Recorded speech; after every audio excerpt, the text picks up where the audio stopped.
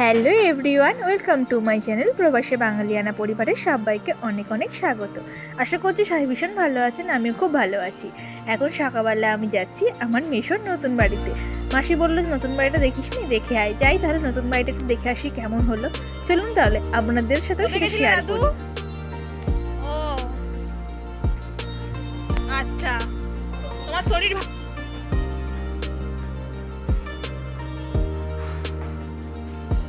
এই যে আমার মেশোর নতুন বাড়ি। এখন আমি উঠছি। এখন আমি প্রথমে আগে ছাদে যাব।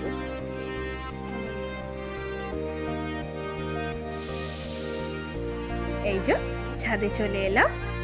এই যে আমাদের বাড়ির আশেপাশে চারদিকে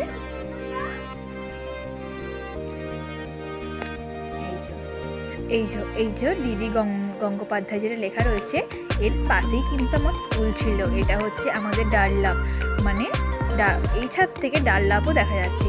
আর এই যে এদিকে যে চূড়াটা দেখা যাচ্ছে, এটা হচ্ছে আমাদের আলমবাজারের কৃষ্ণ মন্দির, মানে ওই শ্যাম মন্দির। সবাই শ্যাম মন্দির বলে, অনেকে কৃষ্ণ মন্দিরও বলে। এই ছাদ থেকে কিন্তু সমস্ত কিছু দেখা যাচ্ছে ভালো মতন। আর এই যে আগের ব্লগে আমি ওই ছাদে উঠে ভিডিও করেছিলাম। এই যে ওই যে পাশে যে ছাদে উঠে এই যে সব। আর এইটা হচ্ছে আমাদের স্যারের বাড়ি। আমি ছোট থেকে কিন্তু এখানেই পড়াশোনা করেছি, ক্লাস 5 থেকে আপ টু 10 অবধি। আর এই যে আগের ভিডিওতে বলেছিলাম, এটা আমাদের বিএসএফ স্ট্যাচু। আর এই যে যত বড় বড় বিল্ডিংগুলো রয়েছে, এগুলো কিন্তু সব বিএসএফ এর। এটা হচ্ছে আমাদের বিএসএফ 2 নম্বর গেট। আর দক্ষিণেশ্বরে যেটা মুখটা রয়েছে, ওটা হচ্ছে বিএসএফ 1 নম্বর গেট। মানে আমাদের যদি কোনো অ্যাড্রেস দেওয়া হয়, তাহলে সব কিছুর মধ্যে বিএসএফ 2 নম্বর গেটটাই বলা হয়, কারণ সুবিধা হয়। এই যে এগুলো কিন্তু সব কটাই বিএসএফ। আর চারদিকে কি সুন্দর ভালো লাগছে না, সবুজে সবুজ গাছপালা, বড় বড় বিল্ডিং। তো ঘুরে তো চলে এলাম মেশোর ওখান বাড়ি থেকে। আর এখানে সকালবেলা সকলে বসে ইউটিউবে টিভিতে কানেক্ট করে দিয়ে ইউটিউবে সবাইকে ওই ভূতেরে চালিয়ে দিয়েছিলাম। বলতে গেলে রিজুই চালিয়েছিল, ওই সবাই দেখছিল, আমারও ভালো লাগছিল। আগে তো প্রত্যেক শনি রোববার এগুলো দিত, খুব দেখতাম। এখনও মাঝে মাঝে দেখি। এই এখন এরা সবাই মনোযোগ দিয়ে দেখছে, ভাবছে কি হচ্ছে রে বাবা। তখন খুব ভয় পেতাম, কিন্তু এখন দেখলে এত হাসি পায়।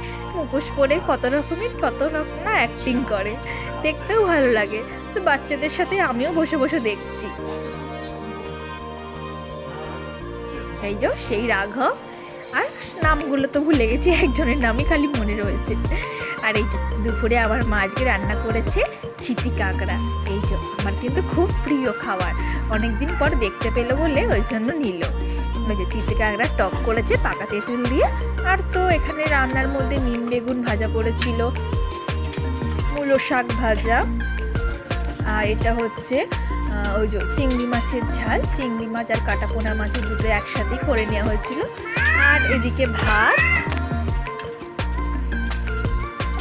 আর এটা হচ্ছে মানে স্বাস্থ্যকর একটা ঝোল, গেরি আলু দিয়ে, কাঁচকলা পেঁপে আলু দিয়ে ঝোল। আর এই যে এই কাঁকড়াগুলো রয়েছে, এগুলো হবে ঝাল, মানে কষা কষা হবে। এই যে আমার মা প্রথমে কাঁকড়াটাকে ভালো করে ভাজবে বলে কড়াইয়ের মধ্যে তেল দিয়ে আর সামান্য একটু নুন দিয়ে কাঁকড়াটাকে ভালো করে ফ্রাই করে নিল। মা কিন্তু কাঁকড়াটা দারুণ রান্না করেছিল, উফ আমার মনে থাকবে। কতদিন পরে কাঁকড়া খাচ্ছি, এসব কাঁকড়া তো আর এখন আর পাওয়াই যায় না। একজন আমাদের বাড়ির সামনে, সে রোজের বলতে কি প্রায় আসে, তো ওকে বলে দেওয়া হয়েছিল, সেই জন্য সে কাঁকড়া নিয়ে এসেছিল। যাই হোক, এখানে মা হচ্ছে হলুদ দিয়ে আর একটু সামান্য নুন দিয়ে কাঁকড়াটাকে ভালো করে ফ্রাই করে নিচ্ছে।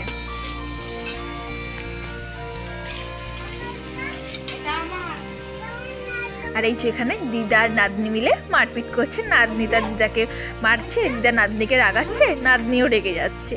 এই সব হাসি আনন্দ মজা করেই তো দিন চলে যাচ্ছে। আর মাত্র কটা দিনের অপেক্ষা, তারপরে আবার সেই আগেকার লাইফস্টাইল, গিয়ে মেয়েকে স্কুলে দেওয়া, এই করা। তো অতটাও মজা বোরিং লাগে না, কারণ মেয়ে থাকে বলে মনেই হয় না, ওকে নিয়েই সময় কেটে যায়। এই টকটা মা করার পর কিন্তু আমি আর লোভ সামলাতে পারলাম না, একটা তুলে খেয়েই নিলাম। এত ভালো করেছি টকটা যে কি বলবো, যে দুপুরবেলা ডবল ভাত খেয়েছি। যখন ভিডিওটা এডিট করছি, আমার কিন্তু জিভে জল চলে আসছিল।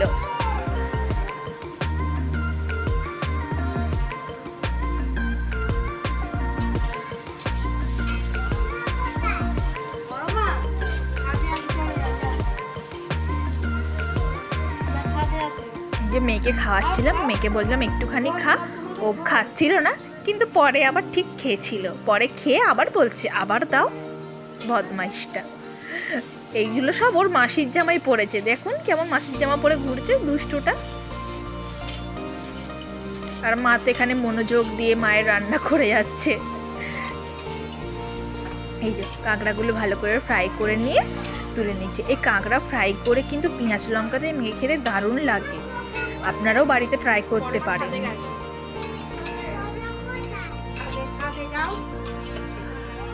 আর একটু সামান্য পরিমাণে তেল দিল, দিয়ে এবার একটু পেঁয়াজ কুচি আর কাঁচা লঙ্কা কুচি দুটো দিয়েছিল, খুব বেশি দেয়নি, করে পেঁয়াজটাকে ভালো করে লাল লাল করে মা ভেজে নিল।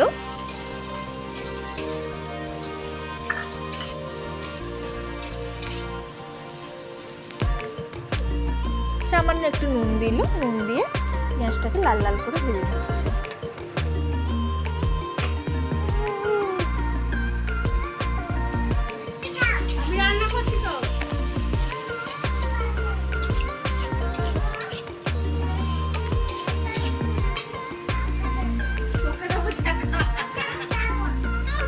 ওদিকে পেঁয়াজটা মা ভাজতে থাকুক, আর মা তার মাঝখানে এই যে আদা রসুনগুলো একটু থেতো করে নিল, মিক্সিতে পেস্ট করেনি, থেতো করেই দিচ্ছে।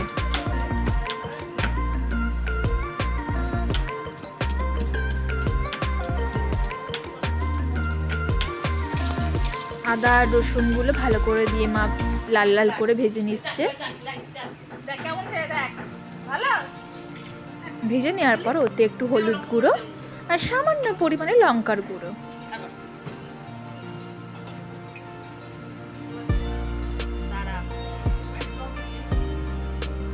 একটু ঝালঝাল না হলে কিন্তু কাঁকড়া খেতে কোনো মজা হয় না, একটু ঝালঝাল খেতে হবে, তবেই আসল মজা পাওয়া যাবে।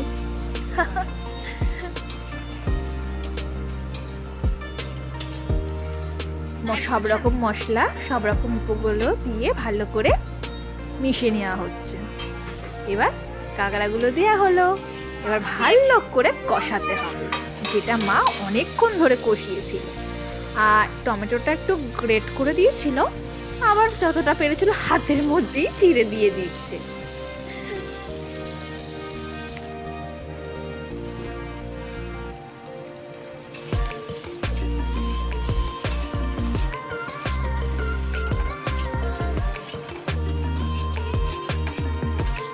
টমেটোটা দিয়ে ভালো করে মা কষিয়ে নিল, অনেকক্ষণ ধরে কিন্তু কষিয়েছে, প্রায় বলতে গেলে 20 থেকে 25 মিনিট ধরে মা খালি কষিয়েইছে।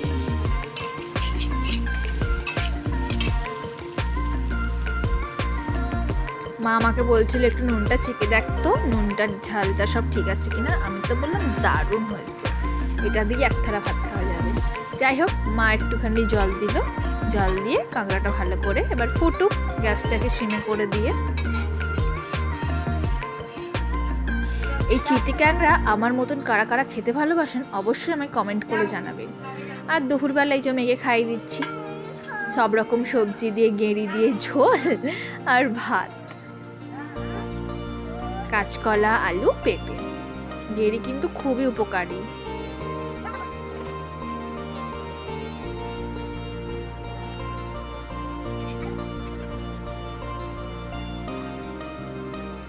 এই যে আমাদের কাঁকড়ার ঝাল রেডি।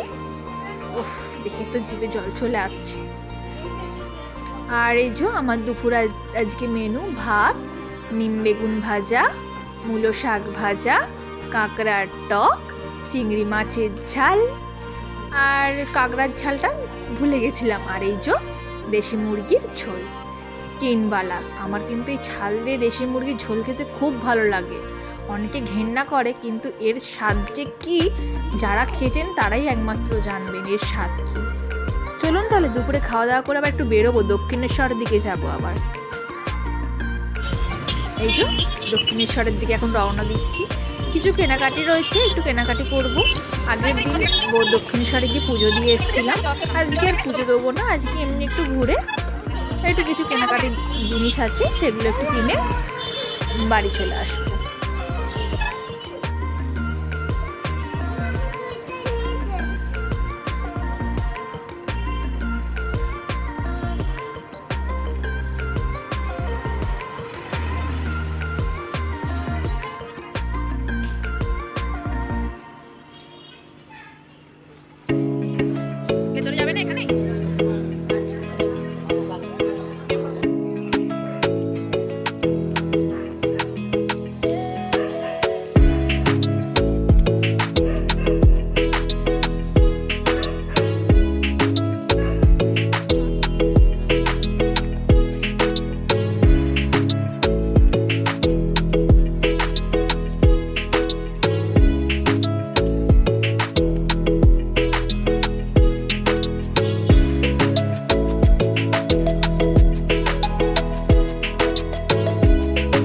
সংসার ঘোরাও হয়ে গেল, কেনাকাটিও হয়ে গেছে, এবার বাড়ির দিকে রওনা দিচ্ছি।